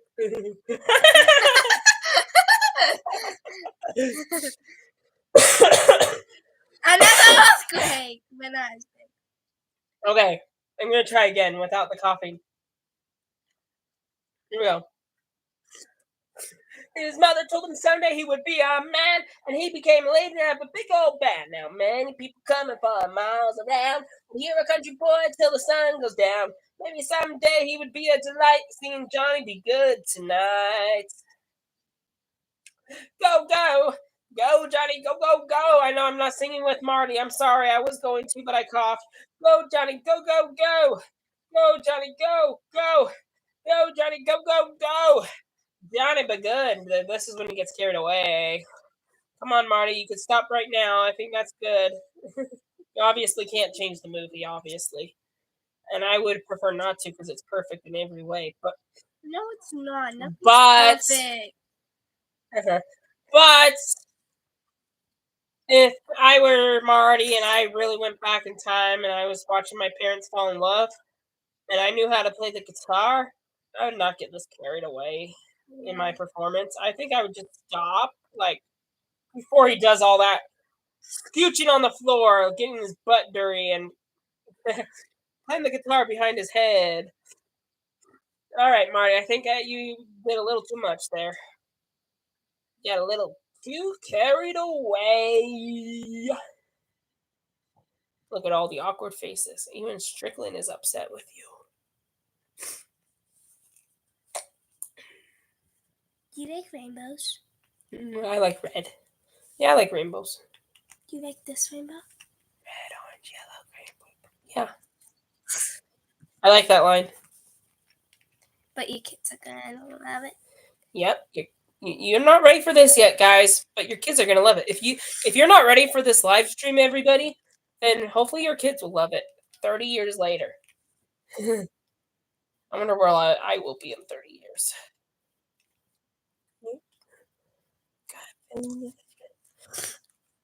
This is the point where we have another Marty behind that white door, and Biff is calling him chicken at the end of part 2.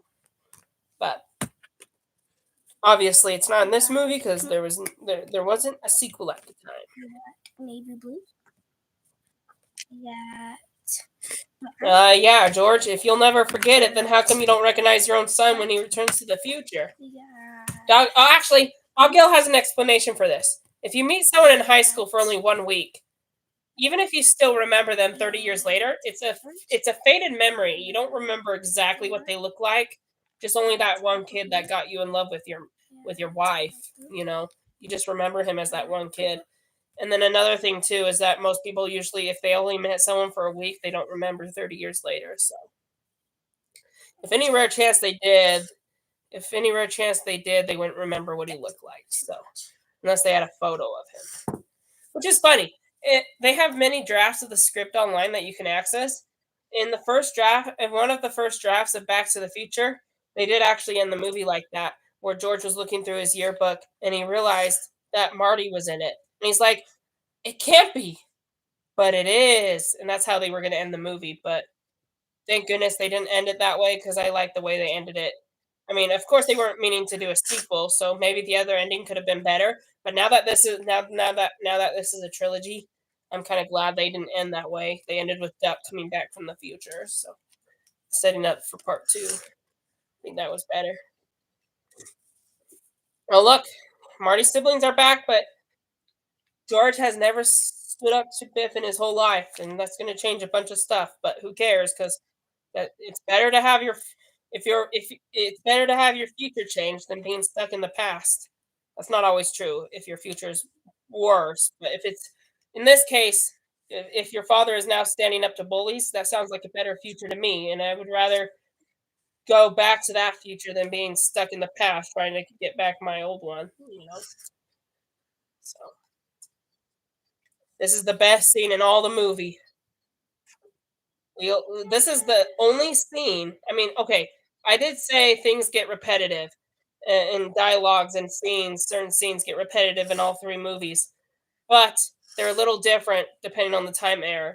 But there's only one scene from 1955 and 1955 only, not translated for the West, not translated for the future. You know, there's only one scene, shot by shot, the exact same scene that's in all 3 movies, and that is this scene, and that's this scene that's about to happen right here, where the DeLorean gets struck by lightning. We get to see it 3 times in our reactions of Back to the Future, and it never gets old. This is another emotional goodbye from Doc Brown and Marty. They make it such a good duo. It leaves the question, Malin, how did Marty and Doc meet? How did they meet for the first time? I mean, like, of course they met in 55, but, like, how did they meet in 1985? How did Marty start hanging out with this old guy who's a scientist and eventually invents a time machine, right? Isn't that a popular question that runs into people's minds? Mm-hmm. Bob Gale once said that if they were making this movie today, people would think Doc Brown is a child molester or something. But back then, no one ever thought of that. So, and when I first watched that, I didn't even seem to think about that either because I didn't care. I just loved the movie. And so, only until I heard that on YouTube did it ever come to mind that how did these two meet? And they have a comic book explaining how they met, so you should read the comic book series. It tells you all this stuff that the movies couldn't tell you. It gives you answers to questions that movies didn't tell you. And like, for example, another one. What did Doc do in the future before he came back to grab Marty and Jennifer? What did he do? How did he find out that Marty's kids were in trouble? So stuff like that. Just filling up plot holes and gaps between the movies and before the movies and after the movies. Doc, one cool fact about Duck's character is that he's afraid of heights, and I think Christopher Lloyd said in real life that he's afraid of heights too. So in making this, he was scared out of his mind, which really worked good with the acting because that was in his character to be scared of heights as well. So he's scared staying on top of this clock tower right now, and I bet if this was real life, here's another way you would not survive in Back to the Future.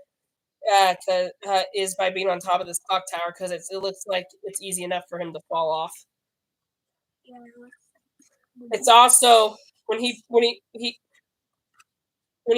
puts the cords back together and the lightning strike happens, he would have been electrocuted in real life, so he'd also die from that.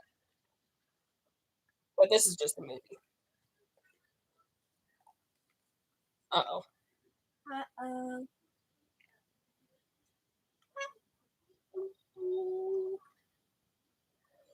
Okay. Do you have a similar social mail? No, I think Okay. I'm waiting. Oh, thank goodness. Hey, so Marty was just trying to tell Doc that in time, when he goes back, he will get, before you can even mention that Doc was going to get shot, the clock went to 10 o'clock and chimed like a grandfather clock. So it was a sign that, Marty, you got to go. Don't worry about telling Doc. It's better for you to get back to the future than to save his life. So, Because he takes the letter back together. yes, but Marty doesn't know that. Yeah. I would just go back and accept his death. Yeah. I don't want to be stuck in the past. Even though he's your best friend. Yep. One of your actual friends. That's fine. Like Jennifer's his girlfriend. Yeah. So anyway, good job, Marty.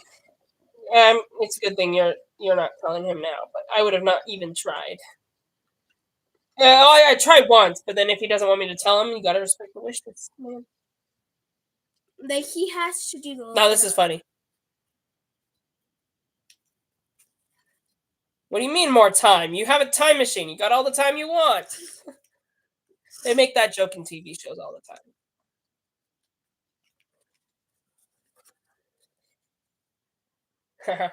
10 minutes is not going to work. I would have probably done like 30 or 40 or something.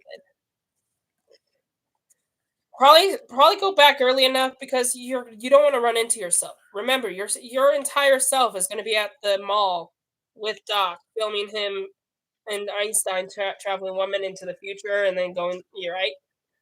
All that stuff is going to happen. So you don't want to run into yourself. So what I would have done is probably go like an hour before and then try to show up before 1:15, before the other Marty comes, and explain that you're the Marty that time traveled. Anyway, he probably wouldn't believe you at first, but then you could tell him that story that you didn't share yet, and then it would work. That's how you could have saved Doc's life. But I understand they wanted to go with the letter approach, so I think that's a lot better. All right, and Marty's having trouble starting the time machine right now. And Duck is having trouble grabbing the cord. In the musical, the DeLorean responds to auto instead of you just typing in the time. And so in order to set your destination time, you have to say, "Hey DeLorean, set the time for October 26th, 1985, 1:34 p.m. or a.m." And it only responds to Doc's voice. So what's funny is in the musical, he can't even go back 10 minutes early because it only responds to Doc's voice. So anyway.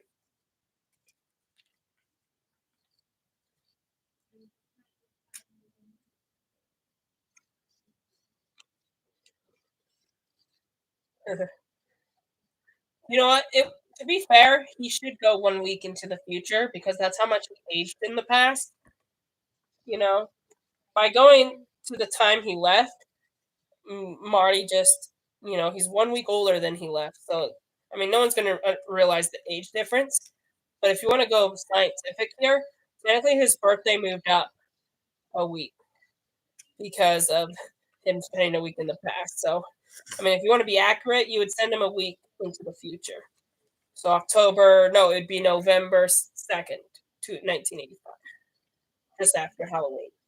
It's funny how this takes place right before Halloween and no one puts up Halloween decorations. That's kind of funny. All right, here we go. This is my favorite scene. This is where part 2 and part 3, when they do this scene from 1955, this is where it starts. Here we go. The best scene in the entire trilogy. And it's interesting because even though some people haven't seen this, right? But even though if you have seen this and seen it multiple times, it still feels like you don't know what's going to happen or if he's going to make it back. You still get the chills here. Not really. Well, at least I do. Obviously, you know he's going to make it back because you've seen the movie so many times, but it feels like you just don't know. And you can feel the tension each time. It's cutting it close, and you get to the point where you think he's not going to make it, but then he does. Here we go. Here's the lightning strike. First time's a charm for the lightning strike. Remember to remind me to say that again for this scene. For the punching Biff, and then for this. Just rewatch it before we do. The second and third, yes. Probably. And you just dropped your headphones out right as it happened. There we go. So long, Marty! One grain of sand becomes a pearl. One small step can change the world. They can see what others don't. Try things others won't. For this one's for the dreamers. This one's for the dreamers. This one's for the dreamers like me! Doc actually sings that right before the lightning strike. And that's when he goes down the chord. It's 10:04, and the lightning strike happens, and then he says, "So long, Marty!" when the trail of fires comes. It's pretty cool. The musical's awesome. All right, we're back to 85. Can you believe the movie's almost over? Crazy. I'm going to try to probably cut out the beginning. So we're starting the movie right away. Well, you shouldn't do too much. I know. I'll keep the hello stuff. Hello. That's a little late for that song. Hey, there's Red Thomas, the guy who ran for mayor in 55. He's a homeless guy now. Did you ever know that was the same character? I did. People on YouTube, did you know that trivia? Did you know this is the same Red Thomas that ran for mayor before Goldie Wilson? I hope this at least gets 5 years. Like in a week or? Like in a week. Like next week on Wednesday. We should probably wait to do part 2. Like, not do it like tomorrow or anything. Give everyone like a couple weeks to watch this. Oh, look, the car won't start. That seems to be a problem. I'm going outside and change the world. A great idea. What's interesting is in the musical, it's not that the car won't start, but that you have to use the Doc's voice to start the engine as well, not just the time travel. So when you say DeLorean, start the car, it'll say you're not Doc Brown.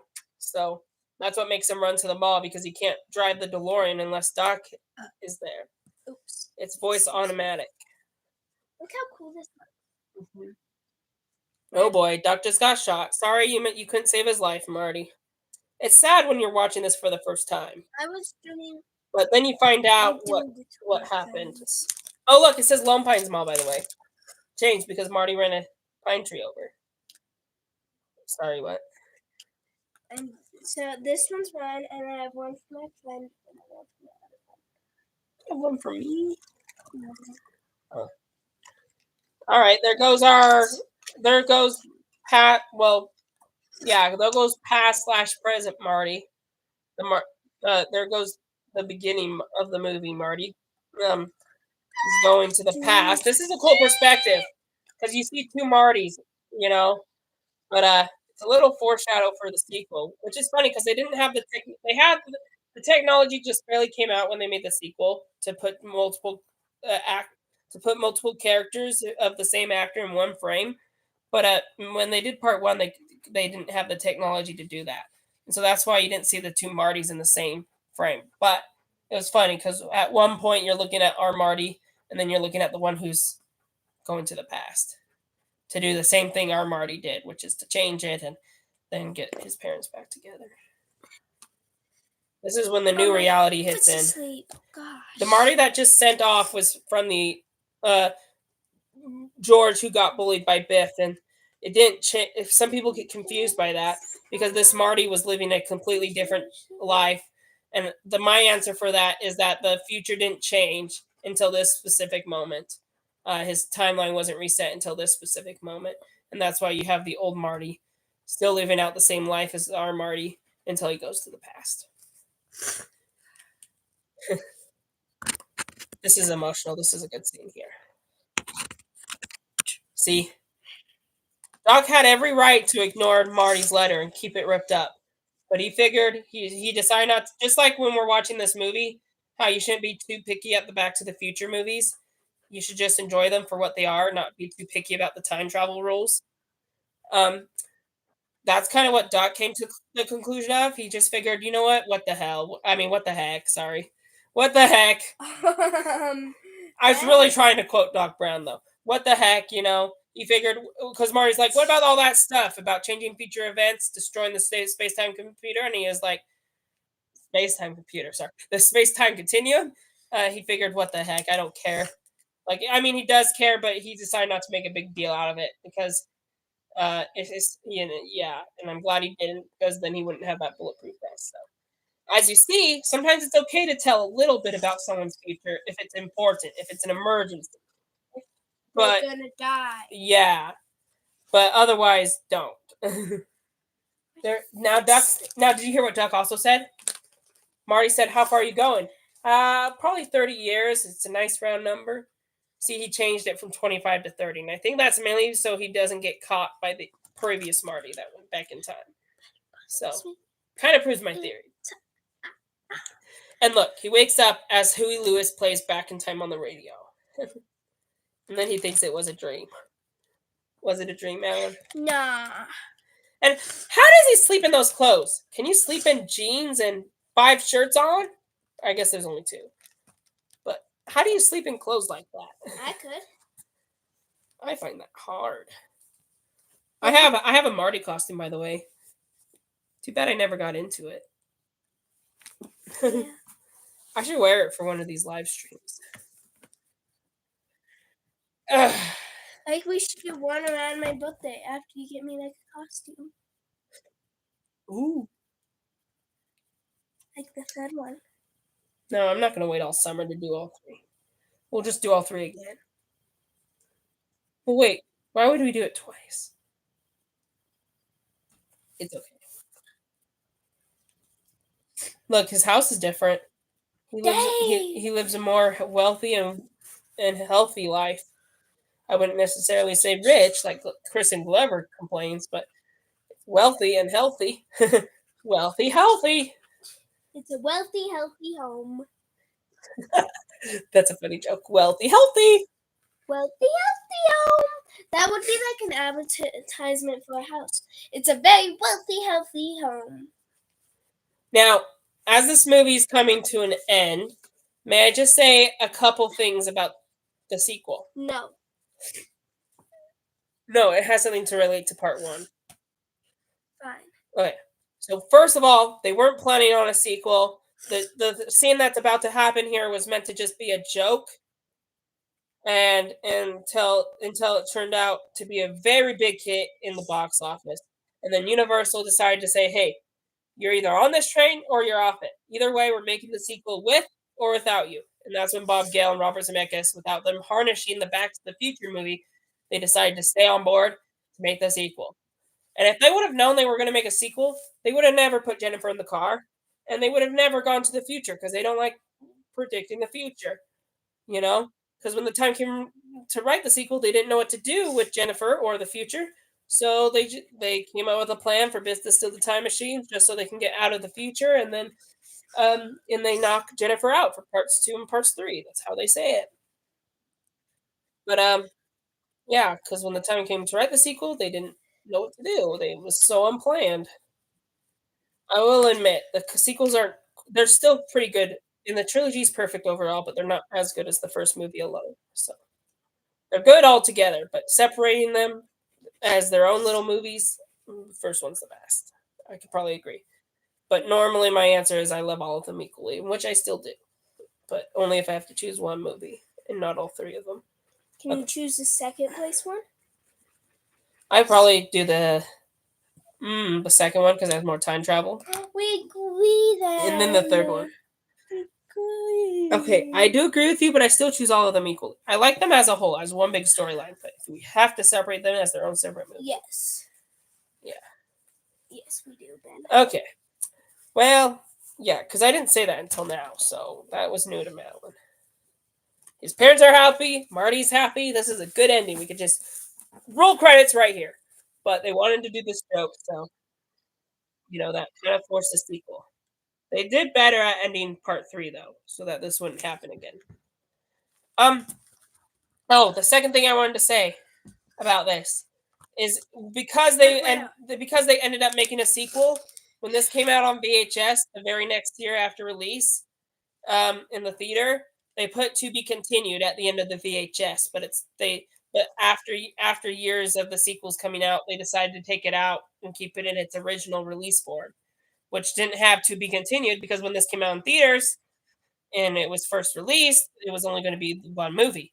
But now that there are sequels, there was once a "to be continued" before part 2 and 3 came out, saying that there was going to be more, but then they took that off when the DVD came out in 2002. So this copy of my DVD is not a "to be continued" one, but no DVD has it. But just to let you know, I'm not watching VHS. There's no "to be continued," but there was once a "to be continued," and that was my second thing I was going to say. So until the next movie, we'll see you in the future to talk about Back to the Future Part 2. Roll credits. Okay, we're on credits right now. If you're not synced with us, you should be done with the movie. We're going to talk during the credits, though. And then end the live stream when the credits are over. We can wait a few more minutes. Ready to sing the song? Tell me, doctor. What time is it? Where are you going this time? 8:06. What? 8:06. Is this the 50s? Or 1999? All I wanted to do. This isn't the musical, too. Play my guitar and sing. Sorry. Take me away. I don't mind. But you better promise me you'll be back in time. Gotta get back in time. Oh, sorry. Get ready for this line. Better remember, lightning never strikes twice. And my finger was supposed to be lightning. Please don't drive 88. Don't be late again. So take me away. But you better promise me you'll be back in time. Gotta get back in time. Gotta get back in time. Do you think we talked enough during the movie? Was there too many times that we were silent? There's too many times why. Okay, but I think I was talking a lot. I wanted to get to a medium where I didn't talk too much during the movie, but I also didn't want to talk too less since I did warn you this was going to be a commentary. So I think we did good. We already mentioned a lot about Back to the Future, so hopefully we don't run out of things to say in the sequels. And there's no telling when we're going to do the sequels, but me and Malin will have to come up with a date, and I want to plan it way far in advance next time, because then we might get more viewers if it's more planned, like not hours, days in the future, weeks even. All right, we'll finish the credits, but that's pretty much the end of our live stream. As soon as the credits are done, we're gonna wrap it up. There's one person watching. Woohoo to that one person. I'm sure more people will watch when it's not live. Yeah. And plus, I'm going to take out the beginning part anyway. Because we talked for about 7 minutes before starting this movie. Oh, Power Love, Back in Time. Heaven is One Step Away. I didn't know that was a song in the movie. Time Bomb Town. Time Bomb Town. Mr. Salmon, that's an obvious one. The Ballad of Davy Crockett. Look at all these songs you didn't know were in the movie because you didn't hear them. They were background music. The Hallflower. Night Train. Pledging My Love. Earth Angel. Johnny Be Good. Original soundtrack by Alvin Silvestri. Who's that? The music coordinator. Bendy. You want to pull that up? I got all 3 posters. I'll bring out the second one in our next live stream.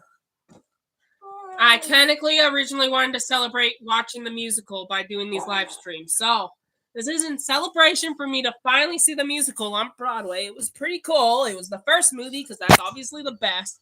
It was awesome. We're happy to tell you about it after we commentary on all 3 movies. Oh my gosh, Madeline! Okay, this is the point where we say goodbye after Madeline says this famous thing she always says. Say it, are you ready?